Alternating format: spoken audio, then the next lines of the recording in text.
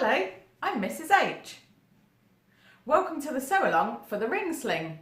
This is the January bag for the Bag of the Month Club 2019. If you'd like to know more about the club, you can visit our website www.bagomc.com.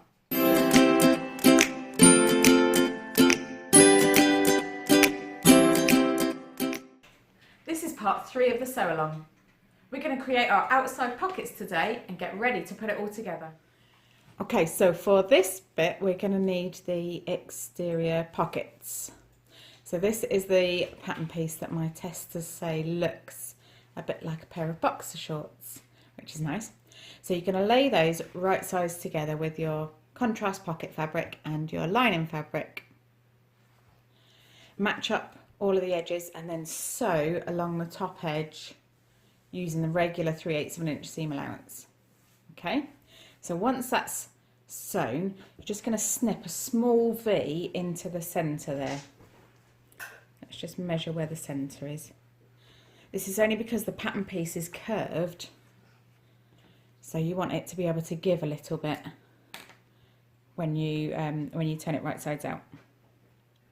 So when you fold that, you can see there's a small V that forms naturally. It just creases naturally. So we're just going to remove that little bit of fabric there, just to give it a little bit of ease when you turn it right sides out. Okay. So once you've sewn that and you've snipped that, open these up and just using your fingers, finger press these seam allowances away. Okay. I hope you get a really good crisp edge. There's nothing worse than a little bit of lining showing on the top of a pocket, is there? Okay, so flip those wrong sides together and roll this top seam until the lining, or sorry, the outer is just slightly over the wrong side so that the lining pocket is not showing. And then take that over to the ironing board and give that a good press so that rolled seam just sits really nicely. Okay, here's one I ironed earlier. Ta-da! So once you've done that, you can see on this side that a little bit of the contrast pocket fabric is just showing on the lining there. And top stitch along the entire top at 1/8 of an inch seam allowance. I tend to do that with a 3.5 inch stitch length. It just makes it look a little bit neater having the longer stitch length. Now you notice that the bottom of my lining doesn't quite match up with the outer, and that's fine. Either I was a bit wonky with my cutting, or where we've rolled over the top a little bit has crept down, but that's okay. We can just trim that to size. It doesn't matter. So we'll just trim that to size now so they both match. This is not a pattern that needs complete accuracy, so don't worry too much if you have to trim a little bit off, as we did for the box corners. If you need to trim a little bit for the box corners, that's okay as well.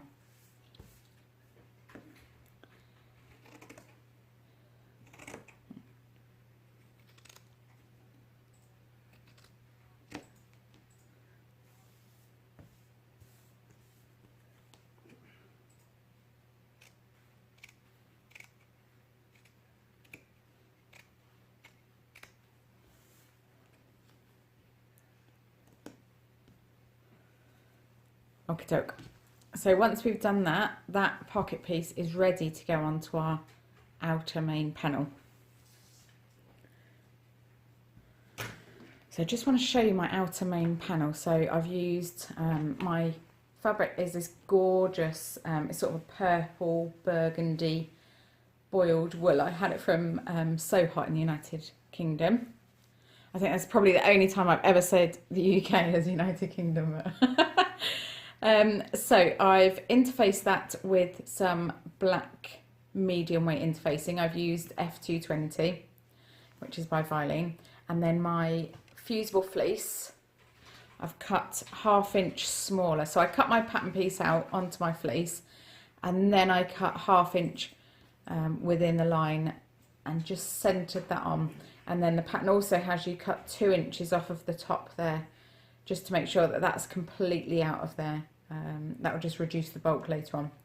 So if your main, with your main panel interfaced and stabilized, you can pop your outside pocket or your boxer shorts on top and line it up as best you can. Okay.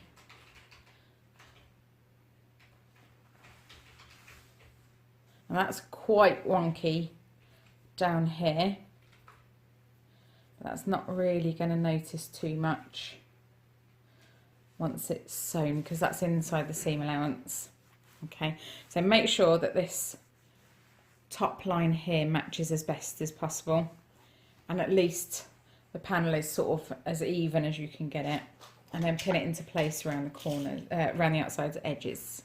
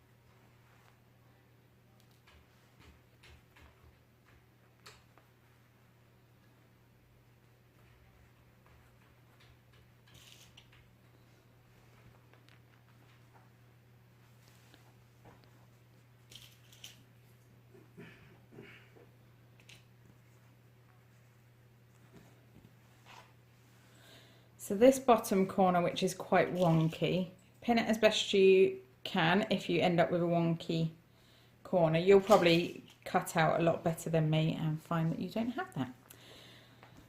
If you do, however, have that, flip it to the wrong side and just trim that down so that it matches the outer panel.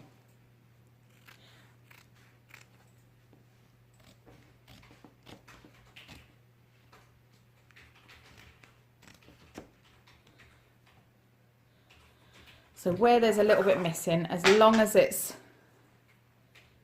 inside the 3/8 of an inch seam allowance, you should be okay. That's not going to notice.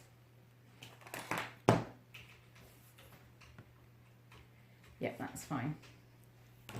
Okay, so now we're going to take this over to the sewing machine and we're going to baste within the seam allowance. So seam allowance is 3/8 of an inch, so I'm going to baste at 1/4 of an inch all the way around the outside with a long stitch length. So when I'm basting, I'll use a number 5 stitch length, so all the way around the outside, back up to the other top. Okay, so I've stitched around the outside of my pocket panel. Hasn't got any straighter since last time. And now we're going to stitch down the centre of the pocket panel. So to work this out, I have folded my panel in half and lining up the boxed corners and lining up the top side there. Make sure that's completely, completely lined up, and fold it in half. And then I've popped a pin there and there just to indicate where that center line is, and then opened it up again, and from there I've pinned all the way to the top. Okay, now when I'm sewing things like this, I want to do 2 lines of stitching just to make it doubly secure. So I start from the bottom, I sew up to the top and do a couple of back stitches there, then I turn my panel piece around whilst it's in the machine and I sew back down the original line of stitching and just finish it up there. It just gives you a little bit of extra reinforcement at the top, especially if somebody else is going to be going in your pockets other than you, somebody with tiny hands, for example, somebody who might be aged 4, or somebody who is called Mr. Hussey, who likes to just thrust things into pockets of bags. I have learnt this from experience, obviously. And if you want to add a little bit extra reinforcement, if you love rivets, anybody who knows me knows I love rivets, you can pop a rivet either side, so you can pop one there and one there, just in between the stitching, so just below the top stitching and either side of the dividing stitching, just to give it a little bit of extra reinforcement and add an extra little bit of bling. So you can do that. So we're going to sew up there, okay? Okay, so we've sewn both of our pocket panels on to our outer pieces, and this is where we're going to decide which is the front and which is the back of our bag. So grab your 2 panels and just line them up against each other and see which bits, which edges fit together better, lining up the top and the pocket. So that looks pretty good. Let's just check the other side. Oh, a few extra pins in there. Do you know, I think the other side fitted together better. Okay. So now, with these right sides together, we're going to pin along this edge. We're just going to do this edge for the minute. And the reason being, we're going to add a little bit of extra decorative top stitching. So line up the tops of your pockets so they are exactly matching, and then just add a little clip or a pin there so you know those are matching. Okay, and then match up the rest of the raw edges as best you can, and we're going to sew down here.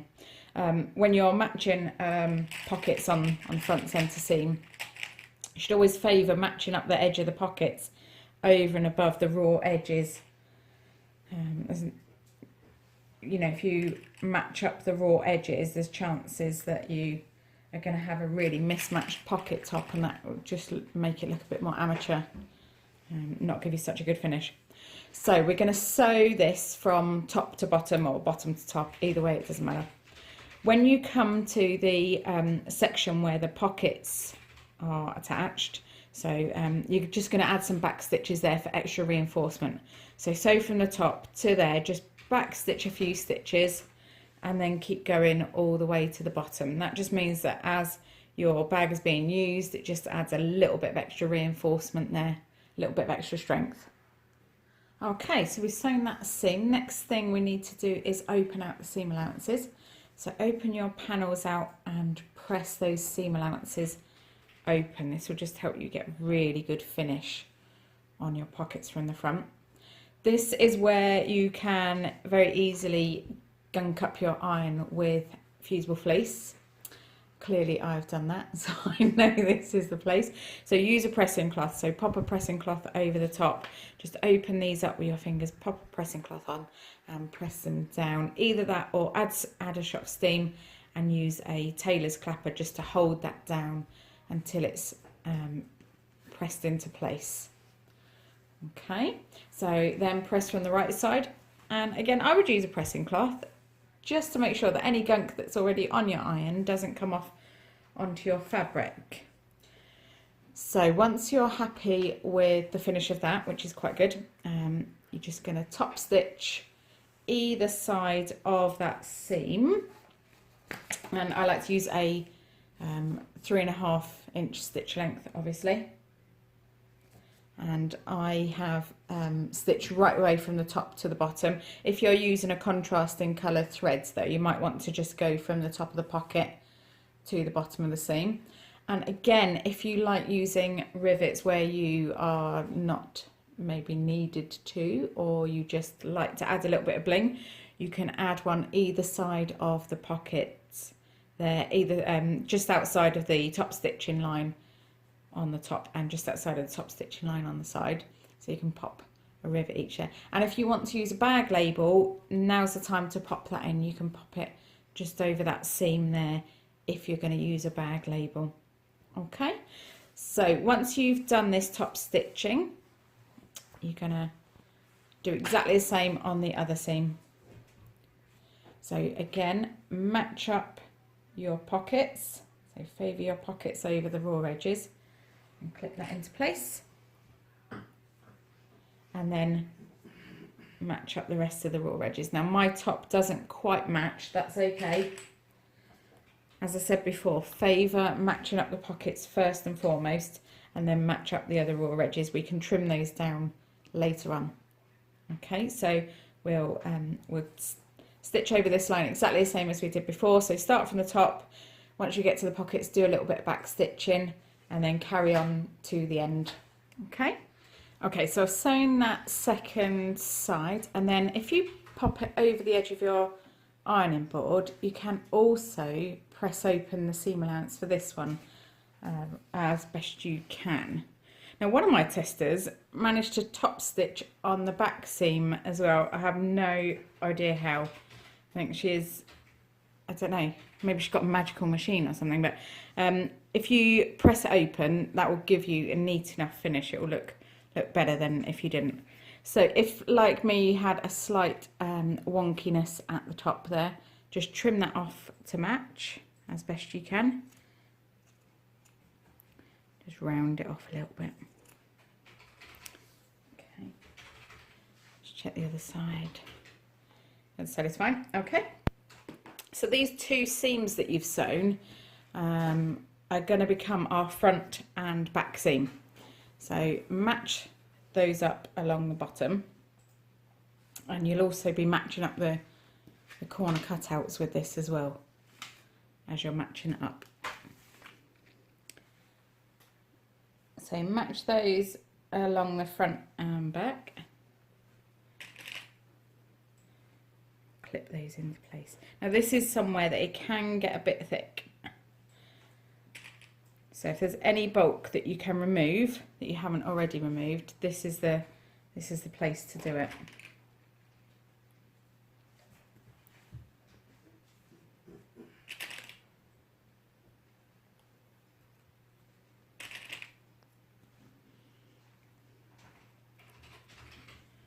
Right, so we're going to sew along the base here with our regular 3/8 of an inch seam allowance. If you've got some bits that are you know, where the pocket didn't quite match the edge, just be sure to catch those in your seam as you're sewing.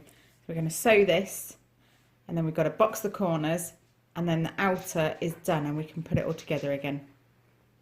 Right, so I've sewn my bottom seam, and I've just pressed open the seam allowances either end. I used my tailor's clapper, I just popped it on. If you've got a ham, or not a ham that you eat, obviously a tailor's ham, or if you've got a rolled up towel or something, if you pop your rolled up towel inside, you can just lean on it to press those open a little bit. So now we're going to line up the box corners. So what we do is we line up with that row of top stitching that divides the side pocket, line up that bottom seam and just clip it into place. And then smooth these out. Now if you trimmed your panels earlier because they didn't quite match up, and this is the time when you just smooth it out as best you can and then trim to match. So if like me, you've got a little bit of a bubble there just from the bulk, pop your hand inside the bag. I'll try and do this so you can see, and just use your finger to just smooth that out inside, and just sort of run down. See this little triangular crease down there, that little corner? Run your finger down that on a diagonal from the top. Just hold everything exactly where it needs to be to sew these box corners. Okay, so just make sure that there's no awkward creases or bubbles at this place, either side of the box corner, before you sew it. So we're just going to sew across there using our regular 3/8 of an inch seam allowance. Again, if you've had to trim and cut things a bit short because you didn't cut out very straight, well done me, then just do it the best you can and make sure that you catch everything in the seam allowance. And then we're going to repeat that for the second corner. Okay, so once you've sewn both of those box corners, you are finished with the outer. Top tip, if you're using really thick fabric, then when you sew at your 3/8 of an inch seam allowance, sew again at 1/4 of an inch seam allowance, and that will just reduce the stress on those stitches. So when you turn it right side out, you shouldn't see too many pulled stitches behind the seam line. It's obviously laziness at the sewing machine. Should have trimmed these threads. Thank you for watching the sew along for the ring sling. If you enjoyed this video, please feel free to follow me on YouTube and check out my website www.mrs-h.com.